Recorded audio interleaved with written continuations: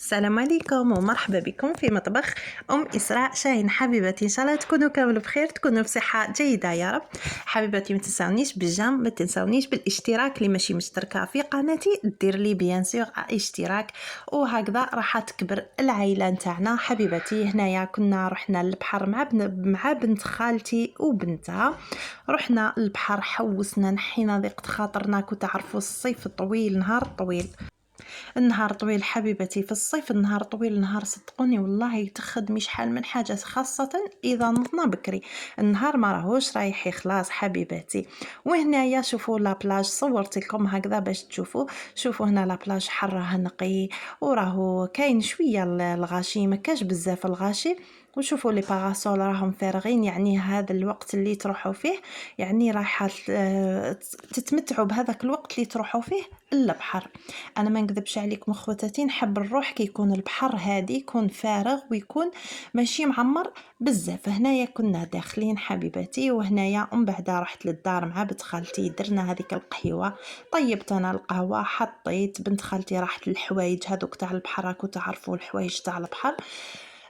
مالغري انا ما عمتش بصح راكو تعرفوا تدخلي غير في الرمل اكو شتو نجيبو حتى للدار.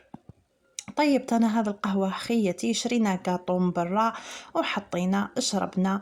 قصرت انا وبنت خالتي، ربي يحفظها لي وربي يخليها لي ان شاء الله، وربي يخليني انا ثاني لها. حبيبتي انا بنت خالتي هذه نمشي معاها بزاف، نخرج معاها، نقعد معاها، تحكي لي، نحكي لها، تفرغ لي قلبها، نفرغ لها قلبي، وربي يخلينا لبعضنا ان شاء الله حبيبتي. ومن بعد هي راحت لدارهم وانا يا نضت للحوايج. اكو تشوفوني راني مع الماشينه اخواتاتي، انا من الناس اللي ما خليش الحوايج يعني حتى تتعمر لي الماشينه باش نوض نغسل الحوايج، طيح لي هكا شويه حوايج، يخرجوا غير شويه حوايج نغسلهم نشللهم. انا خياتي ما نشللش في الماشينه، نشلل هكذا في الباسينه، ندير الباسينه ونشلل هنا، نشلل بيد ونصور لكم بيد، دوك نحط التليفون ونشللهم بالطبع.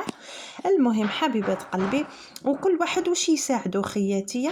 انا يساعدني الحوايج يعني اللي نحطهم نروح نغسلهم، وكاين اللي يخلوا الحوايج حتى يلموا حوايج كونتيتي كبيره ويغسلهم بصح، ولكن راه يشد هذوك خواتاتي باش تكونوا متفاهمين.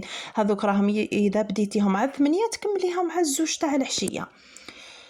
وهنايا غسلت الحوايج نشرتهم، ومن بعد غسلت ثاني هذوك لي كوفرتور تاع الكليماتيزور اللي نتغطاو بهم كي نكونوا دايرين الكليماتيزور، ثاني غسلتهم مره على مره، نغسلهم نتفقدوا صوالحنا خواتاتي، ما ننساوش صوالحنا.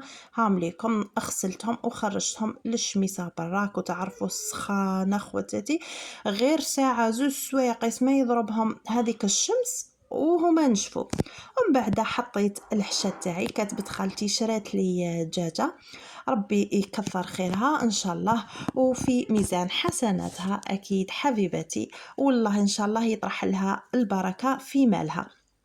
خيتي قالت لي ما طيبيش راهي سخانه عليك، ما تدخلي الكوزينه ما والو، نشري لاختي العشاء من برا. ومن بعد ثاني هاي لكم لا شومبغ تاعي كيفاش راهي نقيه ما شاء الله حبيبتي.